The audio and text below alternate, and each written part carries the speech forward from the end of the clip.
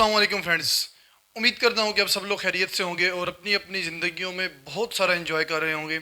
Again आप लोगों को मैं अपने इस यूट्यूब चैनल पे वेलकम करता हूँ। बेसिकली हम लोग फिफ्थ चैप्टर की एक्सरसाइज स्टार्ट की थी। पिछले लेक्चर में हमने एमसीक्यूज़ किए और इस लेक्चर में हम इंशाल्लाह शॉर्ट क्वेश्चन आंसर करेंगे। सही है। तो फिफ्थ चैप्टर की short question answer total 7 question answer हैं और ये बहुत ही इंपॉर्टेंट है। और अक्सर कहता हूँ कि एक्सरसाइजेज और ये जो एक्टिविटीज़ हैं ये मस्ट किया करें, क्योंकि इनके अंदर से कंसेप्चुअल क्वेश्चन आते हैं अक्सर। सही है। तो लेक्चर डिलीवर करने से पहले आप लोगों से एक रिक्वेस्ट है कि प्लीज़ इस चैनल को सब्सक्राइब कर दें। जब आप लोग इस चैनल को सब्सक्राइब करेंगे तो ये ज़्यादा से ज़्यादा बच्चों तक जो है ना पहुँचेगा, और जब ज़्यादा से ज़्यादा बच्चों तक पहुँचेगा तो वो ज़्यादा से ज़्यादा क्या करेंगे, बेनिफिट गेन करेंगे। तो इस तरह जो है ना आप लोगों का भी जो है ना एक पार्टिसिपेशन हो जाएगी इसको शेयर करने में। तो अल्लाह ताला जो है ना आप लोगों को भी इसका अजर देगा, क्योंकि अक्सर बच्चे ऐसे हैं जो अकेडमियों में नहीं जा पाते, अच्छे स्कूलों में नहीं जा पाते, तो उनके लिए जो है ना फिर स्टडी कंटिन्यू करना बड़ा मुश्किल होता है। सही है। तो ये चीज़ें आप लोग समझते हैं माशाल्लाह। तो इस तरह जो है ना ये चीज़ें, ये कंटेंट ज़रूर शेयर किया करें। वैसे हम जो है ना मिज़ाहिया वीडियो या इस तरह की और दूसरे जो कंटेंट है वो हम शेयर करते रहते हैं फ्रेंड्स के साथ। तो कम से कम ऐसी चीज़ें शेयर करें फ्रेंड्स के साथ जिनसे जो है ना वो बेनिफिट भी अपने आपके फ्रेंड्स को जो है ना वो हासिल हो। तो इस तरह जो है ना अल्लाह ताला आपकी भी मदद करेगा और सबकी मदद करेगा इंशाल्लाह। तो आए चलते हैं अपने टॉपिक पे। तो सबसे पहले हमारे पास शॉर्ट क्वेश्चन है, what is diffusion, explain with example. अच्छा, ये सारी जितने भी शॉर्ट क्वेश्चन है ये हमने थ्योरी के अंदर कर ली हैं डिटेल में एक्सप्लेनेशन के साथ। यहाँ पे जस्ट हम यानी कि इनके एक शॉर्ट शॉर्ट आंसर लिखते हैं जो कि एक्सरसाइज के अंदर होते हैं। What is diffusion, explain with example. Diffusion क्या है, एग्जांपल से एक्सप्लेन करें। अब डिफ्यूजन हमने पढ़ा है कि लिक्विड के अंदर भी डिफ्यूजन होती है और गैसेस के अंदर भी डिफ्यूजन होती है। गैसेस के अंदर डिफ्यूजन का प्रोसेस ज़्यादा होता है एज़ कम्पेयर टू गैसेस। तो मैंने यहाँ पे दोनों डेफिनेशन लिख दी हैं, लिक्विड की भी और लिक्विड के लिए भी और गैसेस के लिए भी, diffusion of gases and diffusion of liquid, और दोनों की एक एक एग्जांपल भी दे दी है। तो आप लोगों ने ये पूरा जो है ना इसका आंसर लिखना है, दोनों डेफिनेशन लिखनी है। पहली डेफिनेशन है the spontaneous mixing up of molecules by random motion and collision to form a homogeneous mixture is called diffusion. यानी कि गैस के मॉलिक्यूल का खुद ब खुद मिक्स हो जाना दूसरी गैस के अंदर या दूसरे मीडियम के अंदर और एक होमोजीनियस मिक्सचर बनाना, आपस में गैस के मॉलिक्यूल कोलाइड करके यानी टकरा के। आप फ़र्ज़ करें कि इस रूम के अंदर एक गैस जो है ना आप छोड़ते हैं, फ़र्ज़ करें हाइड्रोजन गैस है, तो इस रूम के अंदर वैसे कौन सी गैस है, ऑक्सीजन गैस है। तो वो हाइड्रोजन गैस के जो मॉलिक्यूल हैं वो ऑक्सीजन गैस के मॉलिक्यूल के साथ क्या करेंगे, कोलाइड करेंगे, टकराएंगे और मिक्स हो जाएंगे पूरे रूम के अंदर। सही है ना, विद इन सेकेंड। तो ये क्या होगा, इसको हम बोलेंगे डिफ्यूजन। डिफ्यूजन का मतलब होता है फैलना। सही है ना, सिंपल वर्डिंग अगर कहें तो क्या होता है, फैलना। तो और एक होमोजीनियस मिक्सचर यानी कि एक ही स्टेट जो है ना उनकी सेम रहती है। फ़र्ज़ करें ये जो गैसेज हैं ये लिक्विड के अंदर जैसे ही गैसेज दूसरी गैस के अंदर मिक्स होती हैं तो एक होमोजीनियस मिक्सचर बना देती हैं। सही है, नहीं समझ लगती कि इनमें से हाइड्रोजन गैस कौन सी है और ऑक्सीजन गैस कौन सी है। तो क्या एक होमोजीनियस मिक्सचर बन जाता है। जब होमोजीनियस मिक्सचर बन जाए तो उसे हम क्या बोलते हैं, डिफ्यूजन। अच्छा, यहाँ पे रैंडम मोशन का बोला गया। रैंडम मोशन की आपको पता है गैस के मॉलिक्यूल कभी इधर कभी ऊपर इस तरह जो है ना रैंडमली मूव करते हैं। रैंडमली मूव का होता है कि एक बेतरतीब अंदाज से मूव करना। सही है ना। इसके अलावा हमारे पास बहुत सारी और मोशन भी होती हैं। ट्रांसलेशनल मोशन होती है बिल्कुल सीधी, रोटेशनल मोशन होती है इस तरह गोल गोल सर्कल में घूमना। इस तरह जो है ना हमारे पास रैंडम मोशन जो होती है वो उसका मतलब होता है कि मॉलिक्यूल कभी ऊपर कभी नीचे कभी इधर उधर जो है ना वो घूमना। सही है ना, मॉलिक्यूल का खुद ब खुद घूमना। तो उसे हम कौन सी मोशन बोलते हैं, रैंडम मोशन बोलते हैं। सेकेंड डेफिनेशन है लिक्विड, जो लिक्विड में डिफ्यूजन होती है उसकी definition. The movement of liquid molecules from higher concentration to lower concentration is called diffusion. अब लिक्विड के मॉलिक्यूल का हाई कंसंट्रेशन से लो कंसंट्रेशन की तरफ मूव करना, इसको हम क्या बोलते हैं, ये भी डिफ्यूजन होती है। फ़र्ज़ करें आपके पास एक कंटेनर है, कंटेनर के बीच में आपने सेपरेशन रखी हुई है। सही ना, कंटेनर को दो हिस्सों में डिवाइड किया हुआ है। एक हिस्से पे क्या है, पानी है, और दूसरे हिस्सा जो है ना वो खाली है। तो क्या होगा, आप अगर बीच में सुराख करते हैं तो क्या होगा, पानी जो होगा वो इस कंटेनर से जो है ना वो निकल के दूसरे कंटेनर में ऑटोमेटिकली जाता रहेगा। तो इसका मतलब क्या है कि इस साइड पे वाटर की या पानी की कंसंट्रेशन क्या है, हाई है, और दूसरी साइड पे वाटर की कंसंट्रेशन क्या है, लो है, यानी कि है ही नहीं। तो इस वजह से वाटर हायर कंसंट्रेशन से लोअर कंसंट्रेशन की तरफ मूव कर रहा है। या इसके अलावा अगर आप एक कंटेनर में इंक डाल दें और दूसरे कंटेनर में जस्ट वाटर डाल दें तो क्या होगा कि जैसे ही आप उसको बीच में सुराख करेंगे तो वो जो इंक होगी वो क्या होगी, पानी के अंदर सॉल्युबल होती चली जाएगी और पानी इंक के अंदर, इस तरह इंक पानी में आएगी और पानी इंक के अंदर जाएगा। अब इधर देखें तो इधर पानी की कंसंट्रेशन ज़्यादा है और उधर इनक की कंसंट्रेशन ज़्यादा है, तो पानी हाई कंसंट्रेशन से लो कंसंट्रेशन में जा रहा है और इनक अपनी हाई कंसंट्रेशन से लो कंसंट्रेशन में आ रही है। इस तरह ये क्या होती है, लिक्विड की डिफ्यूजन बोलते हैं इसको, यानी कि लिक्विड्स का फैलना।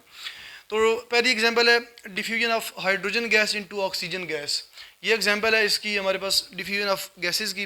जबकि दूसरी एग्जांपल है spreading of ink in water, या स्याही के जो वाटर के अंदर फैलना, ये सेकंड एग्जांपल है किसकी, डिफ्यूजन ऑफ लिक्विड की। सेकंड क्वेश्चन है हमारे पास, define standard atmospheric pressure, what are its unit, how it is related to pascal. हमारे पास स्टैंडर्ड एटमॉस्फेरिक प्रेशर का क्या मतलब है, एटीएम प्रेशर जिसे हम बोलते हैं उसका क्या मतलब है। इसके अलावा प्रेशर के यूनिट्स कौन कौन से होते हैं वो हमने देखने हैं। How it is related to Pascal, इसको हम पास्कल से, एटीएम को हम पास्कल से कैसे रिलेट करते हैं वो हमने देखना है। The pressure exerted by mercury column of 760 millimetre height at sea level, sea level पे आप जाएं समंदर लेवल के ऊपर 760 millimetre of height, 760 millimetre of height बहुत ही कम है, बहुत कम है, सही है ना। समंदर के ऊपर इतनी हाइट पे आप मर्करी कॉलम का जो लेवल है उसके अकॉर्डिंग जो प्रेशर एक्सर्ट हो रहा होता है उसके ऊपर, मर्करी के ऊपर, वो हम चेक करते हैं और उससे हम जो प्रेशर मापते हैं उसको क्या बोलते हैं, स्टैंडर्ड एटमॉस्फेरिक प्रेशर, या जिसको हम बोलते हैं ATM pressure. The pressure exerted by a mercury column of 760 millimetre height at sea level, सही है, यानी मर्करी कॉलम की वजह से जो प्रेशर एक्सर्ट हो रहा है सी लेवल के ऊपर 760 मिलीमीटर की हाइट पे, उसे हम क्या बोलते हैं, ATM pressure, standard atmospheric pressure बोलते हैं। यूनिट्स ऑफ प्रेशर देखते हैं। The SI unit of pressure is pascal. जो सिस्टम इंटरनेशनल एक ऑलरेडी बना हुआ है, यानी कि पूरी दुनिया के अंदर एक इंटरनेशनल सिस्टम बना हुआ है जो कि यूनिट्स, जितनी भी क्वांटिटीज़ हैं फिजिक्स के अंदर, केमिस्ट्री के अंदर, उनको यूनिट्स प्रोवाइड करता है, यानी कि यूनिट्स देता है एक स्पेसिफिक, वही यूनिट्स यानी कि पूरी कंट्रीज़, पूरे दुनिया के अंदर जो है ना वो यूज़ होते हैं। तो ऐसा यूनिट यानी कि सिस्टम इंटरनेशनल वाला जो यूनिट है वो प्रेशर का यूनिट कौन सा है, पास्कल है। तो 1 पास्कल किसके इक्वल होता है, 1 न्यूटन पर मीटर स्क्वायर के। ये हमने जब हमने प्रेशर का एक पढ़ा था, टॉपिक पढ़ा था, तो उसके अंदर जो है ना ये चीज़ें हमने बड़ी डिटेल में डिस्कस की थी। पहला यूनिट इसका पास्कल है, दूसरा यूनिट प्रेशर का एटीएम है, एटमॉस्फेरिक प्रेशर। तो 1 एटमॉस्फेरिक प्रेशर किसके इक्वल होता है, 760 मिलीमीटर ऑफ मर्करी होता है। तीसरा यूनिट टॉर होता है, और जो 1 एटीएम होता है वो वैसे 760 मिलीमीटर ऑफ मर्करी के इक्वल होता है, जो कि 760 टॉर की इक्वल होता है। इसका मतलब है कि 1 मिलीमीटर ऑफ मर्करी किसकी इक्वल है, 1 टॉर की इक्वल है। तो 760 मिलीमीटर ऑफ मर्करी किसकी इक्वल है, 760 टॉर की इक्वल है, जो कि 1 एटीएम यानी कि 1 एटमॉस्फेरिक प्रेशर के इक्वल है। आगे atmospheric pressure relation with pascal. Standard atmospheric pressure का पास्कल से रिलेशन क्या है कि 1 एटीएम जो है वो 10, 13, 25 न्यूटन पर मीटर स्क्वायर के इक्वल होता है, यानी कि ये 1,01,325 न्यूटन पर मीटर स्क्वायर, ये किसकी इक्वल होता है। अगर इतनी जगह पे प्रेशर एक्सर्ट हो रहा हो तो वो 1 एटीएम के इक्वल होगा। तो 1 एटीएम जो है ना, जाहिर है 1 न्यूटन पर मीटर स्क्वायर किसके इक्वल होता है, 1 पास्कल के इक्वल होता है। ये हमने यहाँ पे देखा 1 पास्कल 1 न्यूटन पर मीटर स्क्वायर। तो हमारे पास जो 1 एटीएम होगा वो 10, 13, 25 पास्कल की इक्वल हो जाएगा, यानी कि ये न्यूटन पर मीटर स्क्वायर पास्कल से क्या हो जाएगा, रिप्लेस हो जाएगा। थर्ड हमारे पास क्वेश्चन है, why are the densities of gases lower than that of liquids. जो गैसेज होते हैं उनकी जो गैसेज होती हैं उनकी जो डेंसिटी होती है वो लिक्विड से कम क्यों होती है, उसका रीज़न क्या है। उसका बेसिकली एक ही रीज़न है कि because there are lots of spaces और gaps present between the gas molecule as compare to liquid. Liquid के कंपैरिजन में जो गैस के मॉलिक्यूल होते हैं उनके बीच में बहुत ज़्यादा स्पेसेस होती हैं। फर्स्ट करें एक मॉलिक्यूल गैस का यहाँ है तो दूसरा इसके साथ यहाँ पे होगा, तीसरा यहाँ पे होगा, तो उनकी यानी कि मॉलिक्यूल्स के बीच में बहुत ज़्यादा स्पेसेस होती हैं। उसकी वजह से होता क्या है, due to which the number of molecules per unit volume in gas is extremely low. यानी कि अगर आप पर यूनिट एक वॉल्यूम लेते हैं, स्पेसिफिक वॉल्यूम लेते हैं, तो उसके अंदर गैस के मॉलिक्यूल क्या होते हैं, कम होते हैं एज कम्पेयर टू लिक्विड। जितना वॉल्यूम आप गैसेस का लेंगे इतना ही वॉल्यूम आप लिक्विड का लें तो लिक्विड के मॉलिक्यूल ज़्यादा होंगे जबकि गैस के मॉलिक्यूल कम होंगे, क्योंकि गैस के मॉलिक्यूल के बीच में स्पेसेस ज़्यादा होती हैं as compare to liquid molecule. तो इस वजह से क्या होगा कि जब लिक्विड के मॉलिक्यूल ज़्यादा होंगे और सेम वॉल्यूम होगा तो जाहिर है कि वो ज़्यादा भारी होगा, तो उसकी डेंसिटी क्या होगी, ज़्यादा होगी as compare to gases. Gases के मॉलिक्यूल कम होंगे तो वज़न कम होगा, सही है, वॉल्यूम तो उतना ही होगा जितना लिक्विड का है। तो इसका मतलब है कि जो गैसेस होती हैं वो क्या होती हैं, लेस डेंसर होती हैं। In this way gases are less denser than liquid. Extremely का मतलब होता है बहुत ज़्यादा, बहुत यानी कि बहुत ज़्यादा। इज एक्सट्रीमली लो बहुत ज़्यादा कम, समझ आई ना इस चीज़ की। आगे फोर्थ क्वेश्चन है हमारे पास, what do you mean by evaporation, how it is effected by surface area. Evaporation का मतलब क्या है, और सरफेस एरिया जो है ना, किसी भी सतह का सरफेस एरिया जो है वो एवेपोरेशन के ऊपर किस तरह असरअंदाज करता है। एवेपोरेशन की डेफिनेशन सिंपल है कि process of changing of liquid state into gaseous state या gaseous phase is called evaporation. यहाँ पे गैसियस आप कर लें, OUS आगे लिख लें, गैसियस। इसका मतलब क्या है कि जो लिक्विड का प्रोसेस है, यानी कि लिक्विड को जब आप एनर्जी देते हैं, टेम्परेचर देते हैं, वो अपनी लिक्विड स्टेट से किस स्टेट में चला जाता है, गैसियस स्टेट में चला जाता है। इस प्रोसेस को हम क्या बोलते हैं, एवेपोरेशन का प्रोसेस बोलते हैं। तो एग्जांपल यहाँ पे दी गई है वाटर। वाटर यहाँ पे क्या है, नीचे मैंने सबस्क्रिप्ट में लिखा हुआ है लिक्विड। वाटर क्या है, अगर लिक्विड हो आप उसको हीट करते हैं 100 डिग्री सेंटीग्रेड के ऊपर, तो वाटर किसके अंदर कन्वर्ट हो जाता है, वेपर के अंदर कन्वर्ट हो जाता है, गैसियस फॉर्म में कन्वर्ट हो जाता है। आगे वाटर के आगे क्या लिखा हुआ है, गैस। ये जो स्मॉल जी है ये गैस को शो कर रहा है, यानी कि वाटर लिक्विड से गैस में कन्वर्ट हो गया है जब आप इतनी एनर्जी देते हैं, 40.7 किलो जूल पर मोल। ये हीट ऑफ वेपोराइजेशन है, सही है। उसके बाद हमारे पास है effect of surface area on evaporation, कि जो एक सरफेस एरिया होता है वो एवेपोरेशन के ऊपर किस तरह असरअंदाज करता है। एवेपोरेशन ज़्यादा होगी अगर जो है ना वो सरफेस एरिया ज़्यादा होगा, तो यानी कि ये चीज़ें आपस में किस तरह एक दूसरे से रिलेट करती हैं वो बताएं आप। As greater the surface area greater will be the evaporation process. जितना ज़्यादा सरफेस एरिया होगा इतनी ही ज़्यादा क्या होगी, एवेपोरेशन होगी। जाहिर है कि जितना ज़्यादा सरफेस एरिया होगा तो मालिक्यूल ज़्यादा एयर से एक्सपोज होंगे, जितने मालिक्यूल ज़्यादा एयर से एक्सपोज होंगे वो इतनी जल्दी जो है ना वहाँ से निकल के एयर में चले जाएंगे, एवेपोरेट हो जाएंगे। एंड वाइस वर्सा, यानी कि सरफेस एरिया कम होगा तो एवेपोरेशन का प्रोसेस कम होगा। For example saucer is used if tea is to be cooled quickly. Example already मैं दे चुका हूँ कि अगर आप चाय जो है ना वो जल्दी, कप के अंदर चाय है आप, यानी कि अभी चाय बनी है, आपने कप के अंदर चाय डाली है, तो आप चाहते हैं कि इसे जल्दी जल्दी पीना है हमने, यानी कि जल्दी जल्दी ठंडी हो और हम पिएँ, तो आप इतनी जल्दी ठंडी नहीं कर सकते, तो उसके लिए हम एक यूज़ करते हैं, एक छोटा सा बर्तन यूज़ करते हैं जिसे सासर बोलते हैं। अपनी ज़बान में हम उसे जो है ना आप कह सकते हैं कि मिट्टी की छोटी सी प्लेट सी बनी होती है एक रंगदार कलर की, तो उसे हम अपनी ज़बान में तो पिरच बोलते हैं, वैसे आप अपनी ज़बान में क्या बोलते हैं ये मैं नहीं जानता। तो क्या होता है कि हम छोटा सा बर्तन यूज़ करते हैं, उसके अंदर हम चाय इस तरह उंडेल के यानी कि पीते हैं। जब चाय उसके अंदर डालते हैं तो अब देखिए कप का जो है ना वो सरफेस एरिया इतना सारा होता है, जबकि जो सॉकर होती है, सॉसर होती है, प्लेट सी नुमा होती है, उसका इस तरह सरफेस एरिया होता है, यानी कि इतना ज़्यादा सरफेस एरिया इसका है और इसका सरफेस एरिया इतना सारा है। तो जब सरफेस एरिया ज़्यादा होगा तो वहाँ पे एवेपोरेशन का प्रोसेस ज़्यादा होगा, यानी कि जो हीटेड मालिक्यूल ज़्यादा होंगे वो जल्दी वहाँ से निकल जाएंगे, और आपके पास जो है ना वैसे भी क्या होगा कि एयर से जो टेम्परेचर है वो क्या होगा, एयर का टेम्परेचर कम होगा और वहाँ पे चाय का टेम्परेचर ज़्यादा होगा, तो वो आपस में एक दूसरे के साथ मिक्स होकर टेम्परेचर क्या कर देंगे, नॉर्मल कर देंगे। इस तरह आपकी चाय ठंडी हो जाएगी। तो ये वाली एग्जाम्पल जो है ना एवेपोरेशन के अंदर कोड किया है, यानी कि if saucer is used if tea is to be cooled quickly because saucer has larger surface area as compared to tea cup। चाय के कप से ज़्यादा जो है ना वो saucer का सरफेस एरिया होता है, इस वजह से चाय जल्दी ठंडी हो जाती है और आप पी लेते हैं। आगे नेक्स्ट चलते हैं क्वेश्चन नंबर 5 की तरफ। नेक्स्ट क्वेश्चन नंबर 5 है हमारे पास, define the term allotropy with example. Allotropy क्या है, एग्जाम्पल से जो है ना एक्सप्लेन करें इसको। तो एलोट्रोपी हम ऑलरेडी पढ़ चुके हैं, existence of an element in more than one forms in same physical state is called allotropy.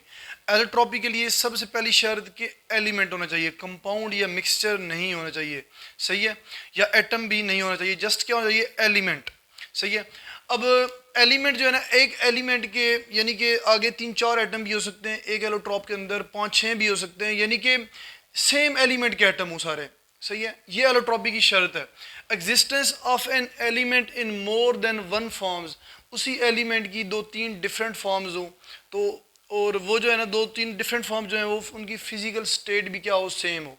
Physical state means कि अगर एक एलोट्रोप जो है वो किसी एक एलिमेंट का सॉलिड स्टेट में है तो दूसरा एलोट्रोप भी सॉलिड स्टेट में होगा, अगर एक एलोट्रोप लिक्विड स्टेट में है तो दूसरा एलोट्रोप भी लिक्विड स्टेट में होगा, यानी कि स्टेट उनकी फिजिकल स्टेट क्या हो, सेम रहे, और उनकी जो है ना वो जो स्ट्रक्चर है, मॉलिक्यूल का जो स्ट्रक्चर है वो चेंज हो जाए, तो उसको हम क्या बोलते हैं, एलोट्रॉप्स बोलते हैं। फॉर एग्जांपल S8, ये क्या है, ये सल्फर है। अब देखें इस S8 का मतलब है कि 8 सल्फर के एटम है। सल्फर एक ही एलिमेंट है और इसके कितने एटम है, 8 एटम हैं। और ये किस फॉर्म में जुड़े हुए हैं, रोम्बिक फॉर्म में जुड़े हुए हैं, यानी कि इनके जो मॉलिक्यूल का स्ट्रक्चर है वो रोम्बिक स्ट्रक्चर है। या हायर लेवल पे जाकर पढ़ेंगे कि रोम्बिक और मोनोक्लिनिक क्या होते हैं, तो और टेट्रागोनल, क्यूबिक, ये सारी चीज़ें क्या होती हैं, ये आप हायर लेवल पे जाके पढ़ेंगे। तो रोम्बिक स्ट्रक्चर है सल्फर 8 का। लेकिन जैसे ही आप 96 डिग्री सेंटीग्रेड से अबव इसको करते हैं, हीट करते हैं, इस रोम्बिक सल्फर को आप हीट करते रहते हैं, और जैसे ये 96 डिग्री सेंटीग्रेड से अबव होता है तो यही रोम्बिक सल्फर किस सल्फर में हो जाती है, कन्वर्ट हो जाती है मोनोक्लिनिक सल्फर में। यानी कि इसमें जो 8 एटम सल्फर के एक स्पेसिफिक अरेंजमेंट से जुड़े हुए हैं, वही अरेंजमेंट एटम की स्पेस के अंदर क्या हो जाती है, चेंज हो जाती है। यानी कि अगर एक एटम यहाँ पे है तो वो मे भी यहाँ पे हो जाएगा, यानी कि एटम्स की अरेंजमेंट चेंज हो जाएगी। एटम उतने ही रहेंगे, एटम चेंज नहीं होंगे, सल्फर एक ही एलिमेंट है, वही सल्फर ही रहेगा, उसी के 8 एटम रहेंगे, जस्ट एटम्स आगे पीछे होंगे, यानी कि उनकी अरेंजमेंट चेंज हो जाएगी। इस तरह यानी कि रोम्बिक से मोनोक्लिनिक में चेंज हो जाएगा। तो ये दोनों क्या हैं, सल्फर के एलोट्रोप्स हैं।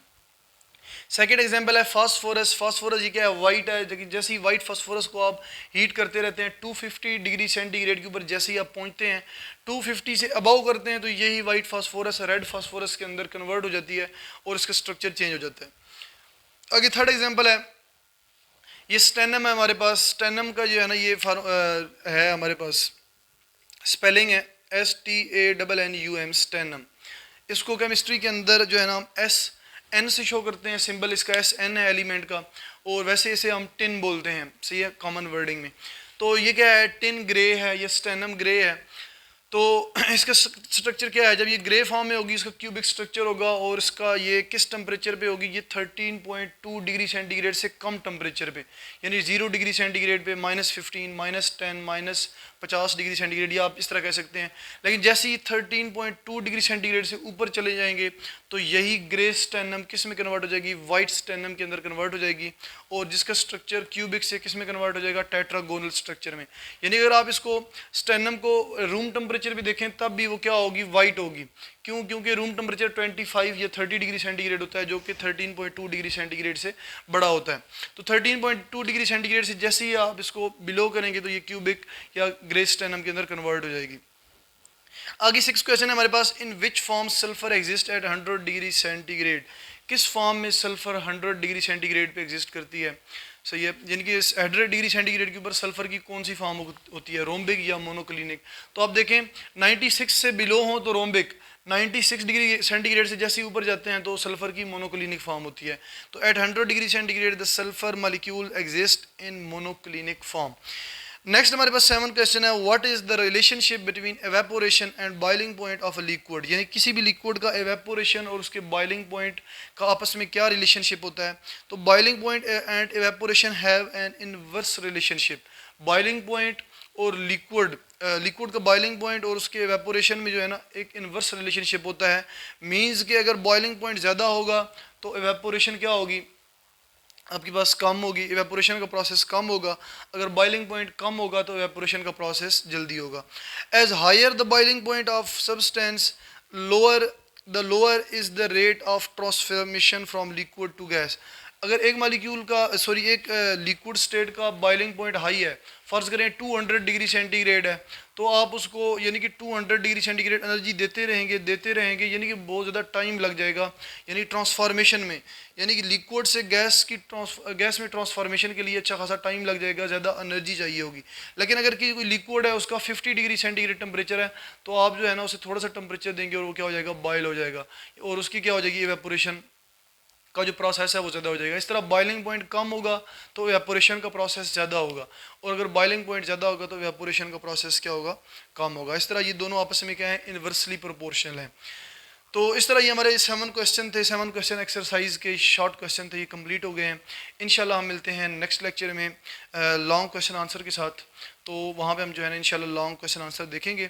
तो यहाँ तक अगर किसी का कोई क्वेश्चन हुआ तो अपना क्वेश्चन कमेंट सेक्शन के अंदर कर सकता है। अगेन आप लोगों को बताता चलूँ कि सम टाइम मुझसे भी यहाँ पे कोई एक ना आधी यानी कोई ना एक आधी मिस्टेक हो जाती है यहाँ पे, तो आप उसको जो है ना इग्नोर कीजिएगा। सम टाइम इंसान है, इंसान से मिस्टेक होती रहती हैं, तो सम टाइम जो है ना मुझसे भी मिस्टेक्स हो जाती हैं अक्सर।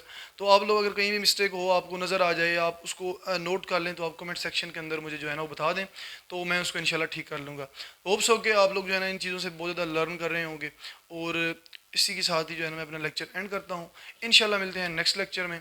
ओके, अल्लाह हाफिज़।